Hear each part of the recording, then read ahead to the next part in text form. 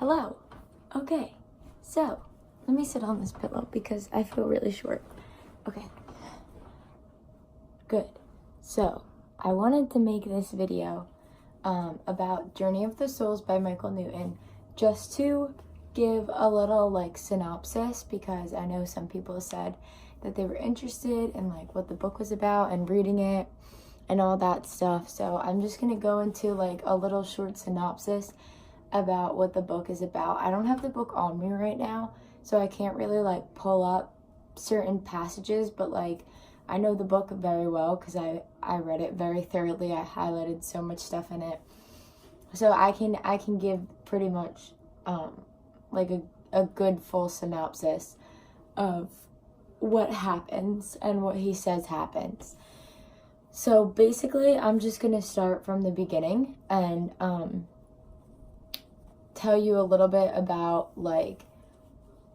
the beginning stages and how he gets people under this hypnosis and takes them back. So he first started doing hypnotherapy because people would come into him and they would complain to him that they had really bad pains in their knees or their arms or stomach, anywhere.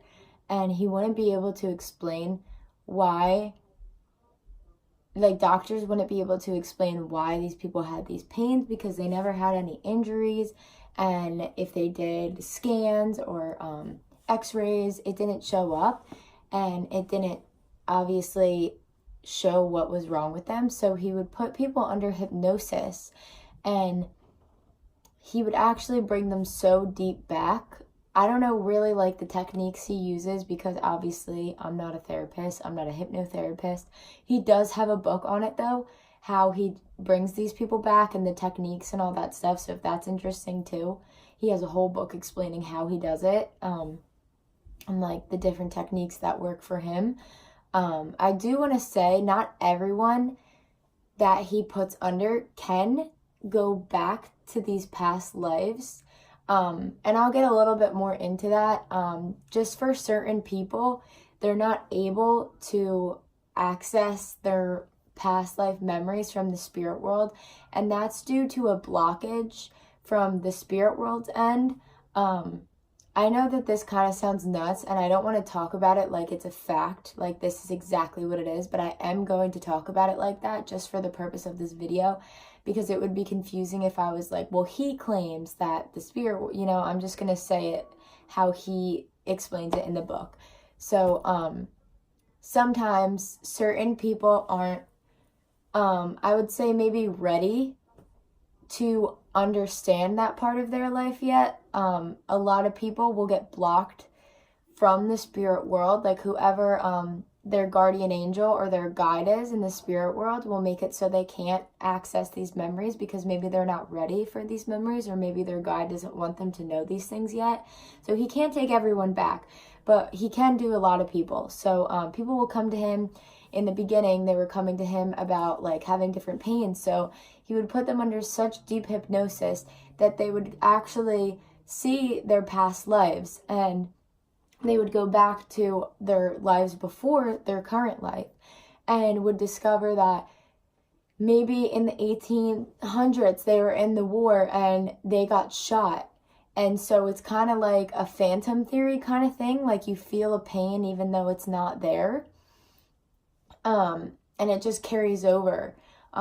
He says that about a lot of things, for certain cases in deja vu, and people that just know certain things that they wouldn't know because they weren't born yet. It's past life memories sometimes get carried over and we may not understand them, but they're there for some cases. So certain people, like I said, say your jaw always hurts and you can never explain it. Maybe in another life you got shot in the jaw and that's why it hurts so bad. It's just something that carries over.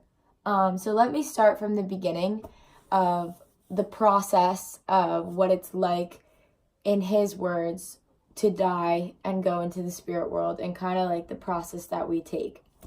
So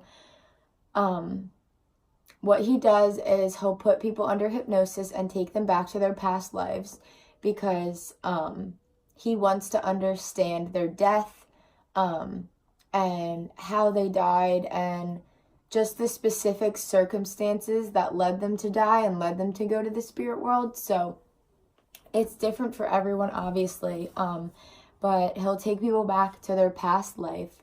So everything they're recounting is not from their current life. They're not looking into their lives now and getting like insight into their lives currently. They're going back to who they were in the life before, which could be anything. They could be a girl, a guy, they could be anything. Like, you know, you get to choose, I'll go into that too, what life you live. So maybe in this life you chose to be a girl, but in the last life you chose to be a man. So they'll take them back, they'll see their lives, they'll see themselves die. And for a lot of people, you don't have to choose to go to the spirit world right away after your death. You can linger around Earth for a little bit, and that's where we get ghosts and things like that. Some people like to stay around because they want to comfort their loved ones. There's different ways when we're dead that we can connect to humans that are still alive. So say in my last life I died, and I died young, and my mom was really, really upset about it, and it was really hard on her.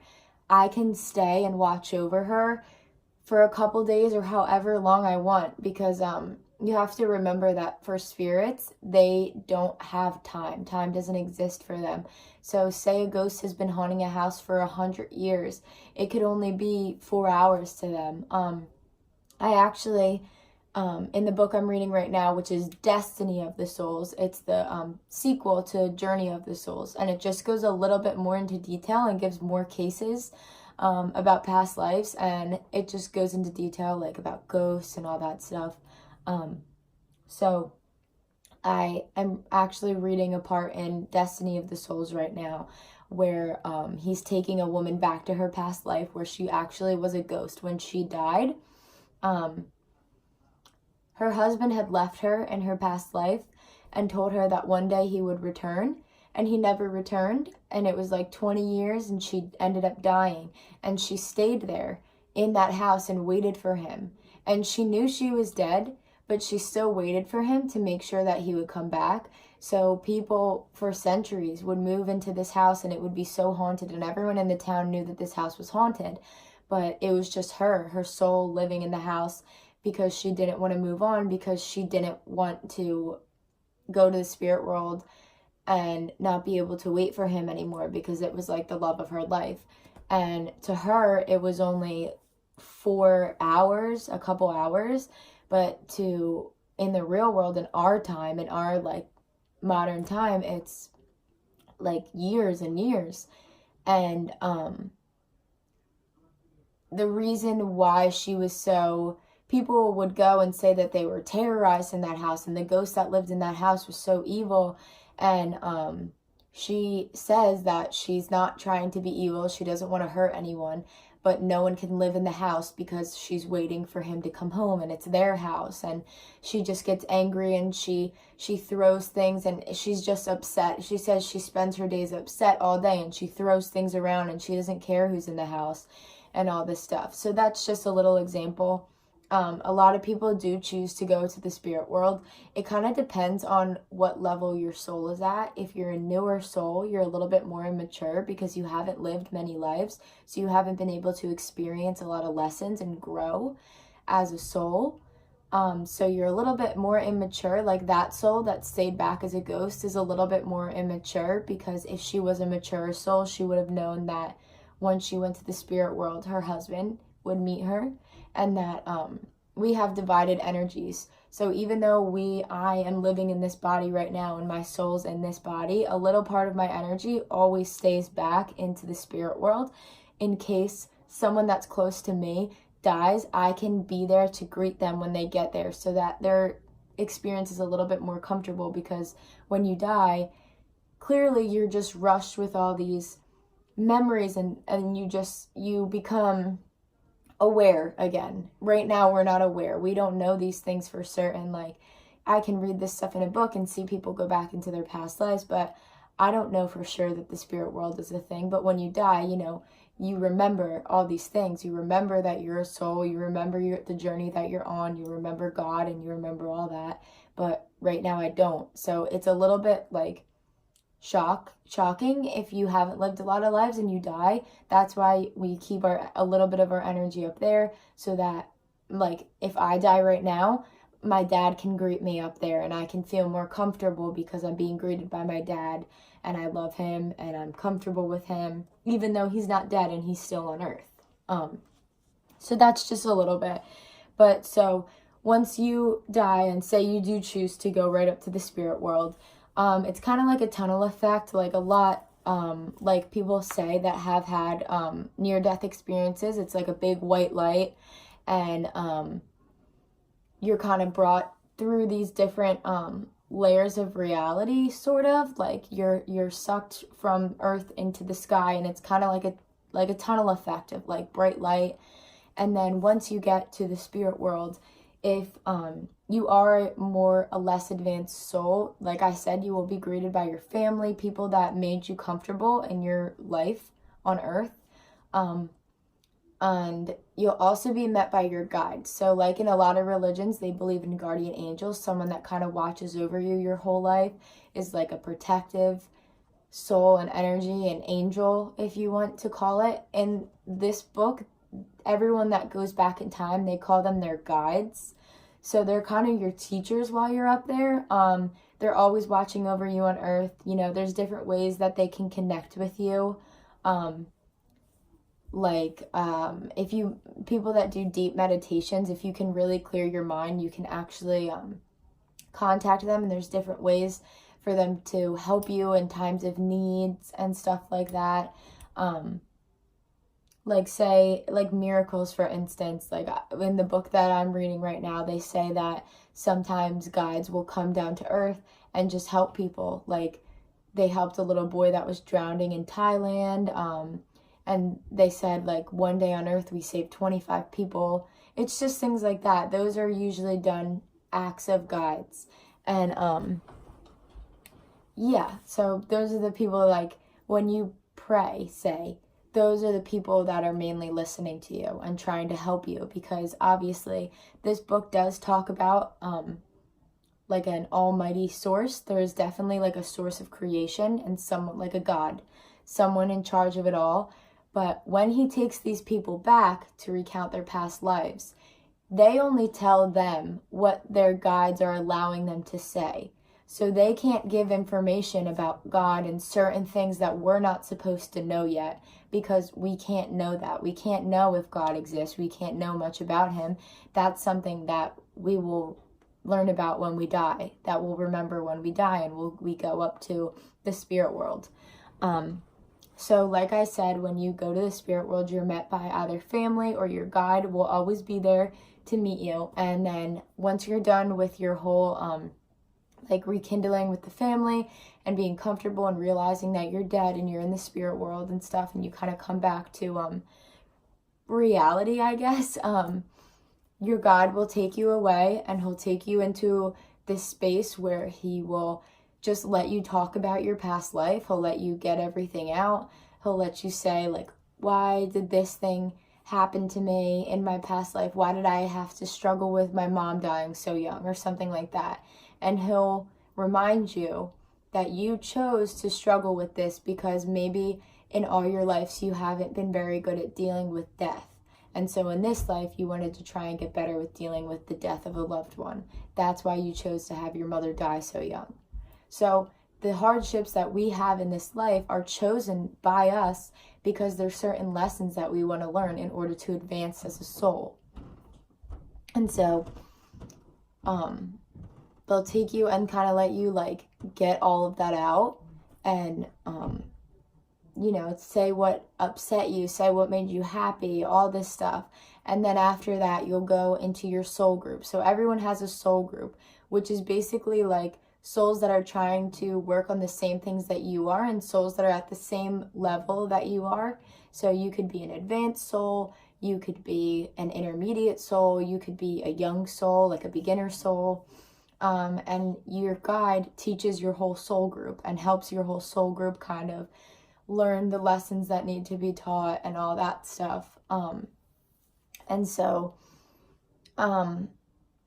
you will work with them, your soul group, which a lot of times it goes into a lot about soulmates. So a lot of times your soulmates on earth are in your soul group up in the spirit world. So a lot of times you'll choose in your life, and when you're in the spirit world, you'll choose in your soul group, you'll be connected to certain people, and you'll say, do you want to be my husband again in the next life? Do you want to be my brother? And that's kind of how we get our soulmates. We're connected to certain people up there, like I just said, that are in our soul groups.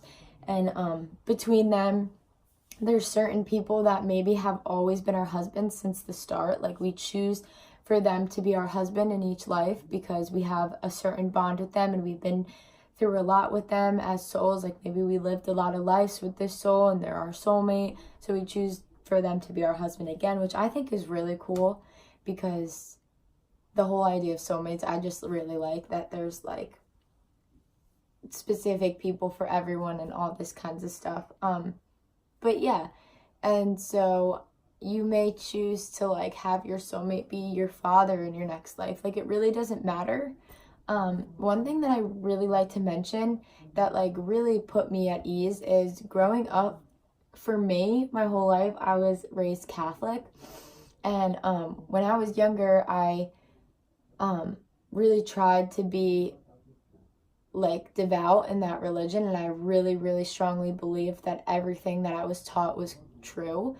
And that made me really have really strong anxiety really young because I always thought that if I did something wrong, I was going to go to hell. And so hell became my biggest fear. I was so afraid of hell. I tried to do everything right because I did not want to go to hell. And reading this book put me at so much ease because he explains these people that are under hypnosis and that are telling him about the spirit world say that there is no hell, that if someone murders in this life and is a terrible person, when they get to the spirit world, they will not be greeted by anyone except their guide, and their guide will separate them from their soul group and will replenish their energy. They'll clean and cleanse their energy, and they will kind of put them in a sort of solitude. I don't want to say solitude because you're never being punished up there. Everything is your choice. If you want to go up and you don't want to work on any lessons, you just want to come right back and live another life on earth, or if you don't want to do a life on earth, you just want to stay in the spirit world, it's completely up to you. Even though you have these guides and these teachers, it doesn't mean that they tell you what to do. They're just trying to teach you and guide you in the right direction. That's why they're your guides. But yeah, if someone goes up into the spirit world and they've done terrible things, they'll separate them and they'll try and do sort of like therapies and have them replenish their energy and try and focus on what is important and like why did you do that in your past life, and see if they have resentment towards it and all this stuff. And if someone is so evil that every life they live they keep making these same mistakes, they keep killing people or like just being a terrible person, they can actually reshape their energy. Like they can reform your energy. So it's not like you just get banished or destroyed and thrown away, or you get into this like eternal hell. You get a chance to go up there and do things that are actually productive and helping you. So do therapy and all stuff like that, which I think is really cool, and it put me a lot at ease. The last thing I'll go into, just because this is just a little synopsis, I don't want to give everything away. There's so much more beyond what I'm telling you. Like, I'm not even covering, like, 1% of it. There's so much more. I'm just giving you, like, a little tidbit so you can, like, understand what the, like, kind of order of things is. But, once you have learned your lessons up there and kind of, seen the things that you did good in your past life and the things that you can work on, and decided what kind of lessons you want to learn in your next life, you will go before a kind of like jury of like higher souls. They're high power, and they'll tell you certain things that they think that you need to work on, and they'll give you different options. Like they'll give you different people that you can be in your next life, and you'll choose, and you can go into this space that is kind of like a bunch of projectors in a sense, and it plays out your life, and you can see all the things that are going to happen to you in your next life, and certain things that you want to happen because you want to work on certain things and all that kind of stuff. Like I just read a book. I just read a part in the book where this woman, she had been with this man in her past life who had left her and went and married on someone else, and told her that he just needed to adventure, and it wasn't her, he just couldn't be with her anymore, and it broke her heart and all this stuff. So then in their next life, they're together. Obviously they're different people, they don't know that they were together in their last life, but they're together in this life, and she leaves him to go and find adventure and all this stuff. So it's kind of teaching him, he chose that because he wants to realize the loss of a loved one, like when someone leaves you. And so it's just little stuff like that that you can choose. And then another thing, the last thing I thought was really cool was that you can choose when you want to put your soul inside of the body that you're going to be in. I mean, you have a short window. So right now I'm pregnant. I'm 15 weeks pregnant, which I think is about 4 months. I have 5 months left to go. So yeah, I'm 4 months in right now. And my baby technically could just be a vessel right now. It doesn't have to have a soul. You can choose to put your soul into the body, the baby that you're going to be in the next life, as early as the day it's conceived, if you want that time to kind of sit in there and process what your goals are for the next life, because when you're born you forget it all. Or you can choose the day that I have it. So I thought that was really cool. But yeah, this is just a short little thing just explaining the book, but definitely get it. It's really cool. He goes a lot into different religions. A lot of people see him that believe in God and are Christian, Muslim, Mormon, all of these different religions. They'll go and see him, and it's just really cool. He goes into religions too, and how certain religions and certain beliefs relate to what these people are telling him. And he, he's not in any way shaming people and telling you this is what you need to believe. He actually values people that have these religious beliefs, because he explains it all. But yeah, definitely read the book. I'm sorry this was really long, but I hope it was good. Thank you.